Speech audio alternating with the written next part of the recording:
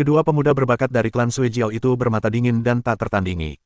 Mereka yang baru saja diledakkan oleh mereka juga luar biasa di antara para pemuda, tetapi mereka tak layak disebut di hadapan para talenta dari klan Blood Jiao. Seorang jenius dari klan Blood Jiao memadatkan cahaya merah darah di tinjunya, lalu melesat keluar.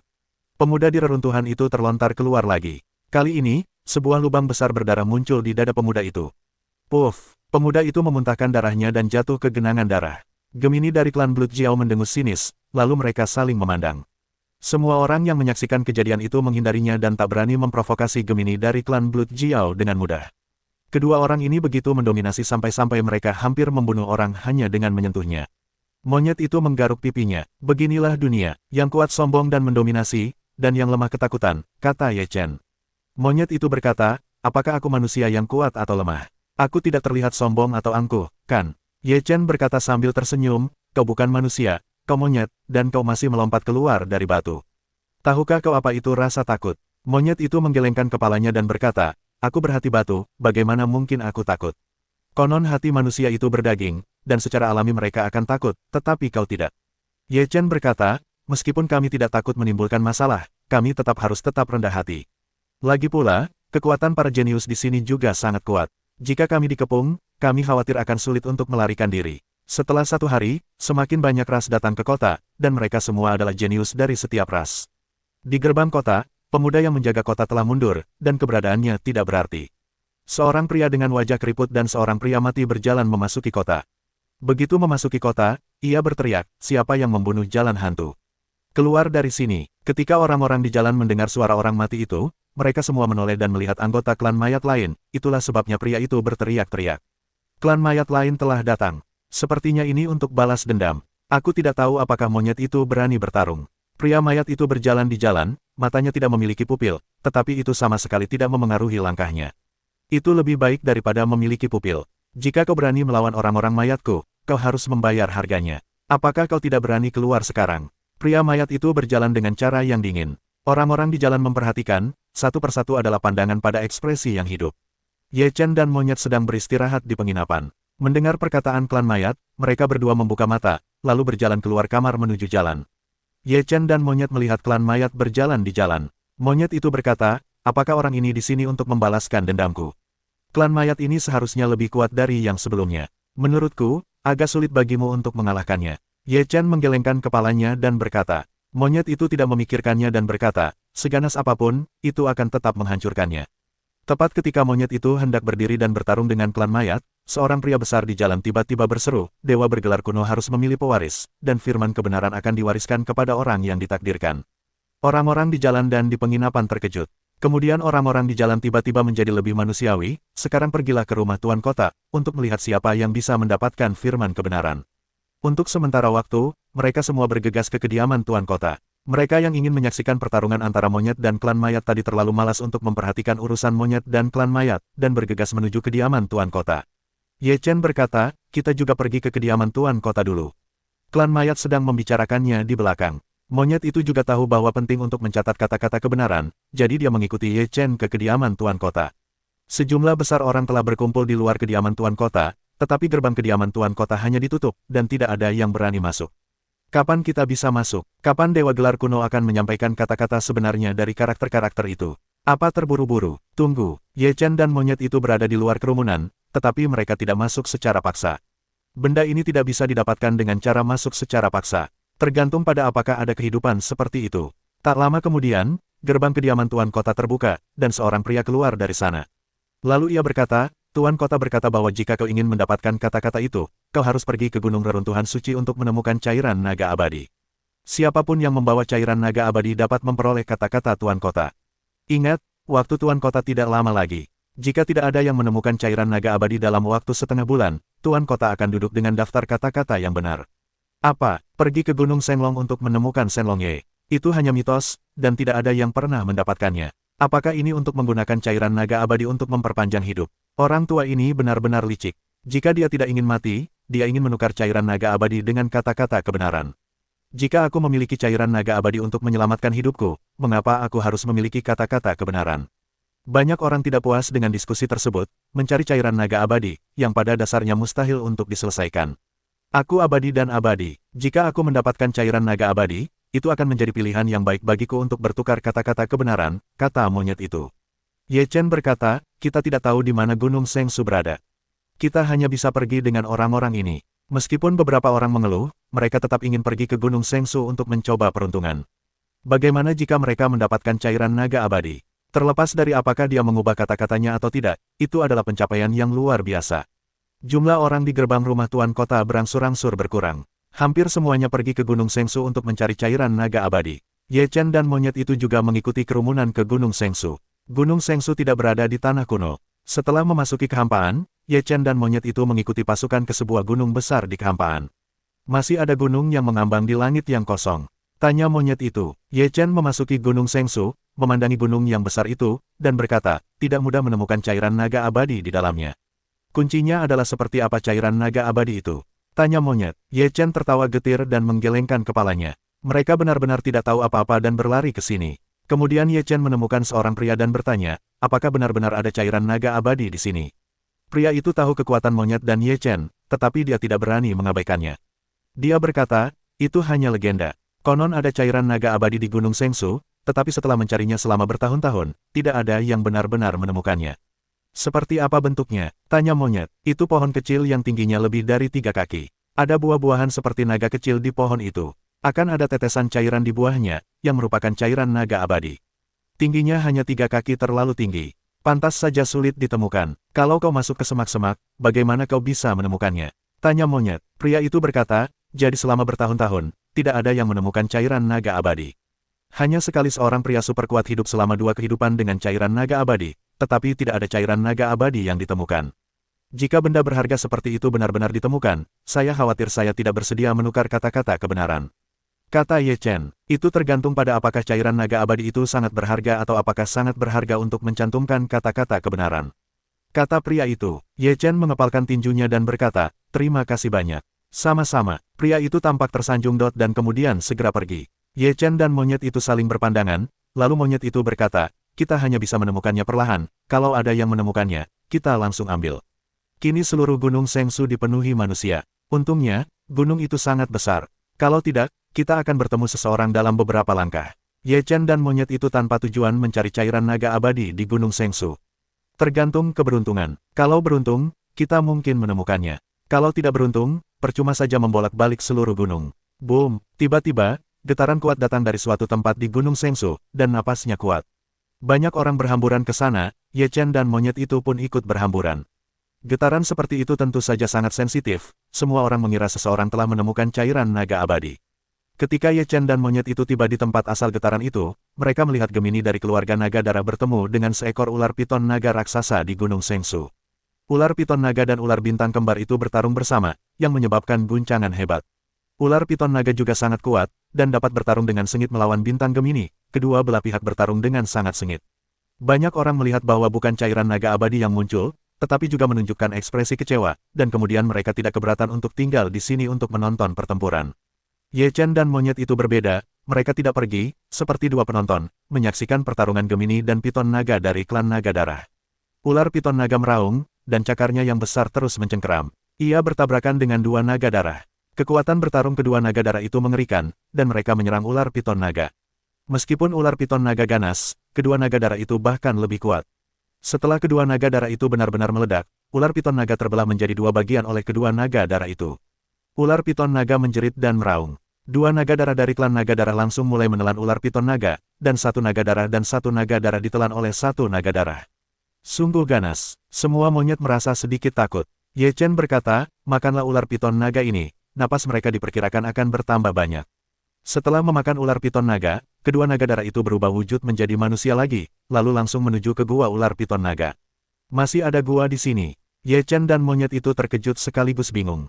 Ketika mereka menyaksikan Gemini dari keluarga naga darah memasuki gua, Ye Chen memisahkan tubuh yang terpisah dan mengikutinya masuk. Monyet itu melihat pemisahan Ye Chen, dan terkejut lalu berkata, kau terlalu nyata. Itu disebut, meleburkan Sanxing bersama. Itu adalah metode yang ampuh dalam Daomen, kata Ye Chen. Monyet itu berkata, aku juga bisa memisahkan diriku sendiri. Saat itu, monyet-monyet itu ditarik keluar dari bulu-bulunya dan kemudian tersebar secara acak, 7 atau 8 monyet muncul di sekelilingnya. Mereka persis seperti monyet. Apa yang dilakukan monyet-monyet itu dan apa yang dilakukan monyet-monyet lainnya. Ye Chen juga tampak konyol, dan kemudian beberapa monyet gemetar di depan Ye Chen. Semua monyet berkata serempak, bisakah kau membedakan yang mana tubuh asli? Sesederhana dua kacang polong, napas yang sama itulah yang dilakukan monyet-monyet itu. Setelah mengamatinya cukup lama, Ye Chen tidak dapat menemukan tubuh monyet yang sebenarnya. Siapapun yang bisa mengeluarkan batang besi itu adalah orangnya, kata Ye Chen. Saat itu, aku melihat semua monyet mengeluarkan batang besi itu, lalu memutarnya bersama-sama di tangan mereka. Ye Chen sebodoh itu sampai batang besi bisa dipisahkan. Bukankah itu luar biasa? Yah, tidak apa-apa, mataku agak kabur. Ye Chen berkata. Monyet itu tertawa penuh kemenangan dan berkata, aku bilang aku akan mengubah keahlianku. Ini hanya sedikit kulit, katanya, seperti dua kacang polong yang diubah menjadi daun. Monyet itu tampak ketakutan. Di hadapan monyet itu, sungguh menyedihkan. Monyet, aku akan mengajarimu kata-kata yang benar dalam pertarungan kata, dan kau akan mengajariku seni perubahan tak terhitung. Ye Chen memiliki gagasan tentang perubahan tak terhitung. Monyet itu berkata, ini yang akan kulompati dari batu. Ini diberikan oleh langit dan bumi. Aku tidak bisa mengajarimu. Aku akan menghapusnya dan membawanya. Wajah Ye Chen tak bisa berkata-kata, yang benar-benar populer, marah setengah mati. Setelah Ye Chen selesai berbicara, wajahnya tiba-tiba mengeras. Ia menemukan sesuatu yang penting di dalam gua. Melihat wajah Ye Chen yang berubah, monyet itu bertanya, ada apa? Ye Chen berkata, keluarga naga darah Gemini menemukan 2 telur ular piton naga di dalam gua. Itu hanya 2 telur ular piton naga. Apa yang mengejutkan? Monyet itu tidak menyangka. Ye Chen berkata, ada juga pohon kecil. Apa? Monyet itu langsung terkejut, apakah itu cairan naga abadi? Ye Chen bertanya, tidak jelas apakah bintang kembar dari keluarga Jiao darah itu lewat. Itu bukan cairan naga abadi, melainkan cabang dari cairan naga abadi. Monyet itu melebarkan matanya dan berkata, cabang berisi cairan naga abadi. Kita akan mendapatkannya kembali. Ye Chen mengangguk. Cabang-cabang berisi cairan naga abadi terlalu berharga. Jika belum layu, mungkin mereka bisa ditanam hidup-hidup. Kita akan berhenti di pintu masuk gua dan memberi mereka kejutan. Kita akan mengambil cabang-cabangnya dan pergi. Kita tidak akan bertarung dengan mereka, kata Ye Chen. Monyet itu berkata, aku bergegas mengambil cabang-cabang berisi cairan naga abadi secepat mungkin, lalu mengepung mereka dengan monyet-monyet agar kita punya waktu untuk pergi. Otak yang bagus. Ye Chen tertawa. Selanjutnya, Ye Chen dan monyet itu tiba di pintu masuk gua. Perpisahan Ye Chen telah menghilang, dan bintang kembar dari klan Jiao darah keluar dari gua. Ye Chen dan monyet itu berjaga di pintu masuk gua, lalu merasakan napas Gemini dari klan naga darah semakin dekat. Ye Chen dan monyet itu segera melesat keluar dan bergegas menuju Gemini dari klan Jiao darah. Kemudian, kata Bang dan Zhenyan terdengar. Monyet itu berlari secepat kilat ke arah Gemini, dan Gemini yang sedang bertarung tiba-tiba mengubah raut wajahnya. Pada saat itu, mereka melihat cahaya keemasan berkelebat, sangat cepat. Ranting-ranting di tangan Gemini tiba-tiba menghilang, dan tidak ada cukup waktu untuk bereaksi. Kemudian, sekelompok monyet muncul, masing-masing memegang tongkat, dan memukul Gemini. Setelah monyet itu mendapatkan ranting, ia segera meninggalkan gua, lalu menghilang bersama Ye Chen. Ah! Bintang kembar meraung, dan avatar monyet itu hancur berkeping-keping. Ketika mereka bergegas keluar dari gua, tidak ada seorang pun yang terlihat. Monyet mati, jangan biarkan aku melihatmu, atau aku akan membunuhmu. Salah satu dari si kembar meraung. Mereka akhirnya mendapatkan sebatang cairan naga abadi. Meskipun tidak ada cairan naga abadi di atasnya, jika bisa ditanam, mungkin masih bisa ditanam. Saat itu, akan sangat indah memiliki cairan naga abadi di kebun belakang mereka sendiri. Setelah Ye Chen dan monyet itu mendapatkan cairan naga abadi, mereka berlari jauh dan menemukan tempat yang tidak ada orangnya. Mereka mulai membuat banyak cabang itu. Cabang ini layu, jika tidak ditanam tepat waktu, akan sangat sulit untuk bertahan hidup. Karena cabang cairan naga mayat hidup ada di sini, pasti ada di Gunung Sengsu. Kali ini kita harus mencarinya.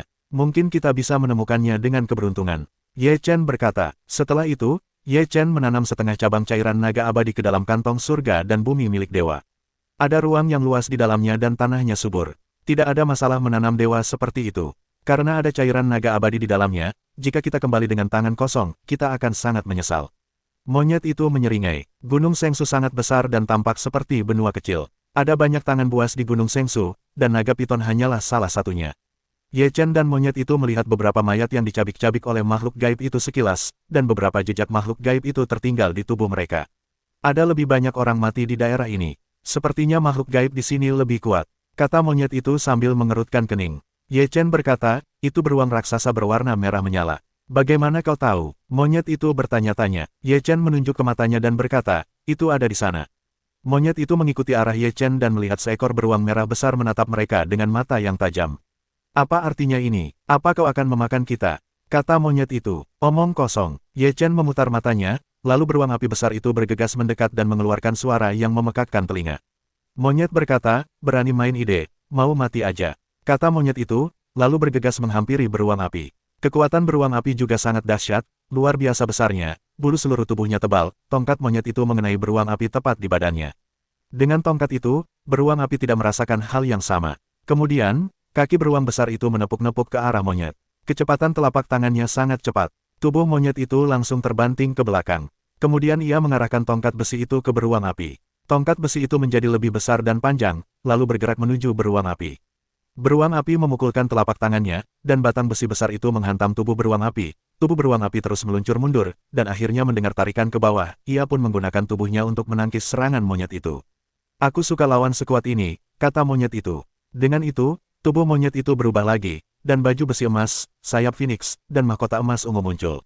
Keadaan monyet itu menjadi seganas ketika berhadapan dengan manusia mayat. Momentum monyet itu tiba-tiba meledak, dan tongkat itu mengenai beruang api. Pukulannya memang tidak kecil, tetapi tidak sebanding dengan serangan dahi. Beruang api ingin menangkapnya dengan telapak tangannya, tetapi kecepatan monyet itu terlalu cepat. Telapak tangan beruang api melemparkan tangan kosong, dan tongkat itu melesat ke telapak kaki beruang dan menghantamkannya dengan keras ke arah beruang api. Beruang api saat ini sudah tidak bisa mundur, langsung menggunakan pertahanan tubuhnya untuk melawan tongkat monyet ini. Tongkat monyet itu mengenai beruang api dan tubuh besar beruang api itu terdorong keluar. Beruang api itu merasakan sakit yang tajam, lalu meraung marah. Monyet itu tersenyum ganas, berani menantang kakekmu. Hari ini kita makan cakar beruang api. Ucap monyet itu, batang besi itu membesar dan melesat ke arah beruang api. Api berkobar, dan cakar beruang itu pun menghantam. Api berkobar, tetapi tidak mampu menghentikan tongkat monyet itu. Bang! Tongkat monyet itu jatuh, dan tubuh besar beruang api itu pun melayang. Kecepatan monyet itu sangat cepat. Wus menghilang, lalu ia mengayunkan tongkatnya untuk menutupi api. Kepala beruang itu membentur sesuatu. Puff! Kepala beruang api itu meledak, plasma memercik, dan mati. Monyet itu membawa tongkatnya dan berkata, berani menantang kakekmu dan aku dalam hal ini. Ye Chen, makanlah cakar beruang panggang hari ini. Ye Chen berkata, kalau begitu, kau harus membuat api. Monyet itu memutar matanya dan berkata, aku yang membunuh ini. Kau mau makan cakar beruang? Ye Chen terengah-engah, aku benar-benar tidak mengerti. Cakar beruang apa yang ingin dimakan monyet? Bukankah enak makan pisang? Kau keberatan. Monyet itu bermain-main dengan kulitnya. Monyet itu menyalakan api, Ye Chen menebang cakar beruang itu, membersihkannya, dan mulai memanggangnya. Setelah beberapa saat, tercium aroma harum, monyet itu seperti karnivora, memakan cakar beruang. Setelah embusan angin, cakar beruang itu dimakan habis. Kita ada urusan, cari cairan naga abadi dulu untuk dibicarakan. Setelah Ye Chen selesai makan, ia berkata. Monyet itu berkata, ini tergantung pada keberuntungan, tidak bisa dipaksakan. Ye Chen berkata, kalau begitu, tidakkah kau sebutkan yang sebenarnya? Siapapun yang mendapatkannya, ambillah. Monyet itu tidak berpikir begitu. Mata Ye Chen berbinar, lalu berkata, kau tidak menginginkan kebenaran dari kata-kataku yang penuh amarah. Tukarkan saja dengan cairan naga abadi. Monyet itu berkata dengan nada kesal, dasar pengkhianat. Ye Chen berkata sambil tersenyum, bagaimana kalau aku seorang pencari keuntungan? Kau menggigitku. Monyet itu melompat ke arahnya, memperlihatkan gadingnya, dan menggigitnya. Aku menyeka, dasar monyet mati, kau benar-benar menggigit. Ye Chen memegang dagu monyet itu dengan satu tangan dan mengumpat. Aku sangat marah. Monyet itu marah. Ye Chen menendang monyet itu hingga terbang, dan berkata, baiklah, ayo pergi. Ayo kita cari cairan naga abadi. Ketika saatnya tiba, cairan itu akan diambil diam-diam. Kita tidak akan rugi besar. Ketika monyet itu mendengar ini, ia segera berhenti membuat masalah. Kemudian ia melompat-lompat dan berkata, di mana cairan naga abadi? Di mana? Keluar dari sini. Ye Chen terdiam. Ini monyet gila. Ye Chen dan monyet itu berjalan mengelilingi gunung lagi, dan kemudian mereka mendengar kabar. Ada beberapa dewa kuat di Gunung Sengsu. Beberapa talenta muda baru saja terbunuh. Dewa-dewa kuat itu dikatakan menjaga cairan naga abadi. Aku tidak tahu apakah itu benar atau tidak. Petik 2. Aku curiga para dewa kuat itu juga sedang mencari cairan naga abadi. Jika mereka melindungi cairan naga abadi, mereka hanya perlu membunuh mereka untuk mengetahui keberadaan cairan naga abadi. Rumornya begini, sekarang ada beberapa ras jenius yang siap bergandengan tangan untuk menghadapi monster kuat itu. Aku tidak tahu apakah kita bisa menghadapinya. Kurasa ini sedikit menegangkan. Diperkirakan monster-monster itu telah mencapai level 5 atau 6 dari gelar tersebut. Jika kau ingin menghadapi mereka, kau benar-benar membutuhkan kekuatan dewa gelar tingkat 5 atau 6. Beberapa orang membicarakan berbagai hal di Gunung Sengsu sambil berjalan. Setelah Ye Chen dan monyet itu mendengar kata-kata itu, mereka semua tertarik. Akan menarik jika hewan-hewan itu benar-benar tahu keberadaan cairan naga abadi. Ayo pergi dan bergabunglah dengan kelompok, kata Ye Chen sambil tersenyum. Monyet itu berkata, langsung tebas binatang dewa, lalu cari kesadaran ilahi. Petik 2. Pernahkah kau bermain? Apa kau tidak mendengar mereka? Itu sudah mencapai tingkat dewa gelar tingkat 5 atau 6. Paling-paling, kau hanya kekuatan dewa gelar tingkat 3, yang terlalu jauh. Kata Ye Chen. Monyet itu menggaruk telinganya dan menggaruk pipinya, apakah kau harus memikirkan cara untuk memotongnya? Ye Chen berkata, pergi dan lihat situasinya dulu, jika kau bisa menemukan kebocorannya, itu tidak akan ambigu. Ye Chen dan si monyet segera mencari tahu keberadaan binatang-binatang gaib itu, dan kemudian mereka mendengar bahwa orang-orang itulah yang siap menyerang binatang-binatang itu. Ada klan mekanik, klan mayat, klan Sui Jiao, klan Senjia, klan Senyan, dan klan binatang purba. Ini semua adalah ras yang kuat dalam kehampaan ini. Kekuatan bakat ras-ras itu benar-benar mengerikan dalam kehampaan ini. Orang-orang ini telah menjadi dewa untuk waktu yang lama. Faktanya, jika kita menghitung mereka berdasarkan usia mereka, kita tidak tahu berapa tahun mereka telah hidup. Pada tahun-tahun awal mereka, ketika mereka disembah oleh para dewa, mereka sudah yang terbaik di dunia, dan sekarang mereka masih sangat berpengalaman. Monyet adalah kasus khusus, tidak berada di 5 elemen, melampaui 6 alam, sehingga monyet tidak perlu menjadi dewa, dapat mencapai alam dewa. Seperti monyet, ada juga si gandang, yang juga melompat keluar dari batu. Dia juga tidak berada di 5 elemen dan melampaui 6 alam. Oleh karena itu, dia tidak perlu menjadi dewa, sehingga dia dapat langsung menjadi dewa bergelar. Hal semacam ini, yang lain iri untuk tidak datang. Mereka telah menggali ke dalam lubang klan mayat dan orang-orang mekanik. Ada semacam formasi dari klan binatang purba, yang khusus digunakan untuk menahan binatang-binatang suci. Formasi ini telah disebar. Selama beberapa binatang suci memasuki formasi, mereka dapat dibasmi sepenuhnya. Klan mekanik, klan mayat, klan Sui Jiao, klan Senjia, dan para jenius lainnya biasa bertarung dengan binatang-binatang suci tersebut, lalu membawa mereka ke dalam formasi untuk membasmi binatang-binatang suci tersebut dengan formasi. Ketika perang pecah, para ahli dari klan mekanik, klan mayat, dan klan lainnya membuat marah para binatang suci, dan mereka segera mundur, sementara para binatang suci langsung mengejar mereka. Beberapa binatang suci memang kuat dan menakutkan. Untungnya, para jenius dari klan mekanik kuat dalam pertahanan, jika tidak, diperkirakan mereka telah dihancurkan. Beberapa binatang suci memasuki formasi, dan para jenius dari klan binatang purba segera mengaktifkan formasi. Cahaya mengerikan tiba-tiba meledak ke langit, dan niat membunuh yang kuat muncul di dalamnya. Binatang-binatang suci meraung, dan kekuatan yang kuat terus-menerus meletus dalam formasi, lalu mulai menyerang formasi. Para jenius dari klan binatang purba berteriak, serang cepat, formasi ini tidak akan bertahan lama. Klan mekanik, klan mayat, klan darah Jiao, klan mata dewa, dan klan dewa Jia semuanya langsung melancarkan serangan dahsyat. Tiba-tiba, orang-orang dari klan mekanik menjadi sangat besar. Mereka mengayunkan telapak tangan mereka yang besar dan menepuk-nepuknya ke arah makhluk-makhluk gaib. Orang-orang dari klan mayat berwarna hitam dan jahat, yang meresap ke dalam formasi. Di tangan bintang-bintang Gemini dari keluarga naga darah, terdapat tombak bagaikan naga darah. Mereka membunuh monster itu, dan cahaya berdarah pada tombak itu begitu berdarah hingga melesat ke arah para dewa. Mata seorang anggota klan Senyan berdiri di tengah alisnya, dan cahaya mengerikan memancar, membunuh monster itu. Senjata-senjata klan Senjia bertebaran di sekujur tubuh. Pisau lempar yang tak terhitung jumlahnya telah terbunuh. Kekuatan setiap pisau lempar sangat mengerikan. Dengan serangan yang datang silih berganti, monster-monster itu terkurung dalam formasi, seperti target hidup. Mereka terluka oleh serangan-serangan itu, dan tubuh mereka berlumuran darah.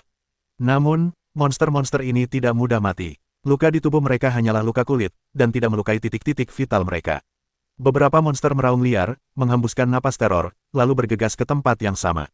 Kekuatan dahsyat itu meledak dan menghantam formasi. Formasi itu tak dapat dipertahankan sama sekali, dan cahayanya akan padam.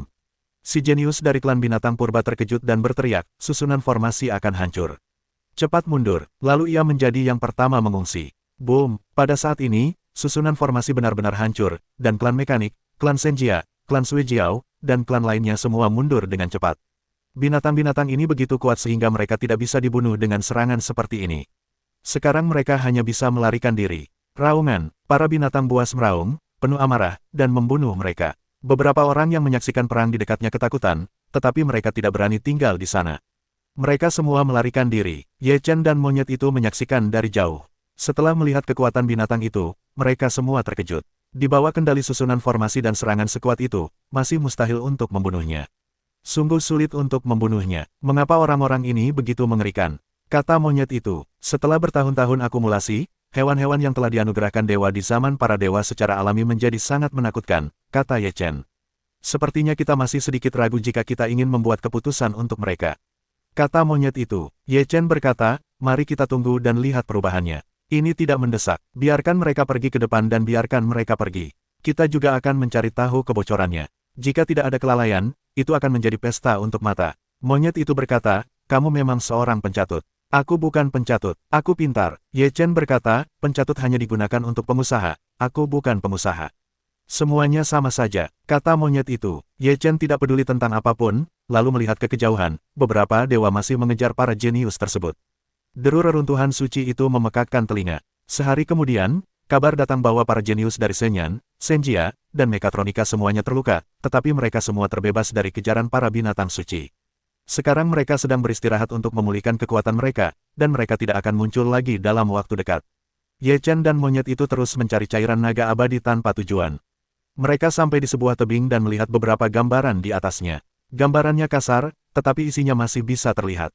Terukir sebuah pedang. Pedang ini ditebas dan beberapa benua hancur. Sepertinya tidak ada yang menguasai pedang itu. Ia bisa menyerang sendiri, menyapu kehampaan. Sungguh mengerikan. Kemudian pedang itu jatuh ke sebuah gunung. Gunung itu berdiri di kehampaan.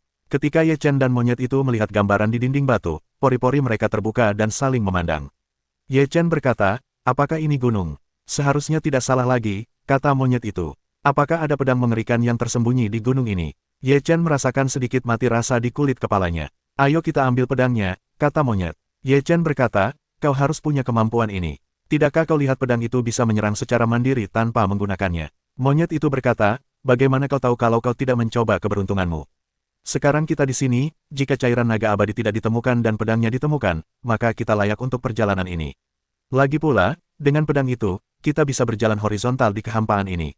Ye Chen menyentuh dagunya dan memikirkannya. Pedang itu sangat kuat, jika dia bisa mendapatkannya, siapa lawannya di kehampaan itu? Ye Chen dengan hati-hati melihat gambaran di dinding batu, lalu berkata, pedang itu ditusukkan langsung dari puncak gunung. Ayo kita pergi ke puncak gunung untuk melihatnya. Ye Chen dan monyet segera terbang ke puncak gunung. Puncak gunung itu juga sangat besar. Monyet dan Ye Chen mencari lama di puncak gunung, tetapi mereka tidak menemukan apapun. Kenapa aku tidak langsung masuk ke gunung dengan batang besi dan membuat lubang agar kita bisa masuk dan melihat-lihat? Tanya monyet itu. Ye Chen mengangguk, lalu monyet itu meletakkan tongkat besi itu di tanah, dan tongkat besi itu pun mulai memanjang ke tanah. Boom! Tak lama kemudian, gunung itu tiba-tiba bergetar, dan semua orang terkejut. Ye Chen dan monyet itu saling berpandangan, merasa sedikit bersalah. Mungkinkah ada sesuatu yang terjadi? Ye Chen ketakutan.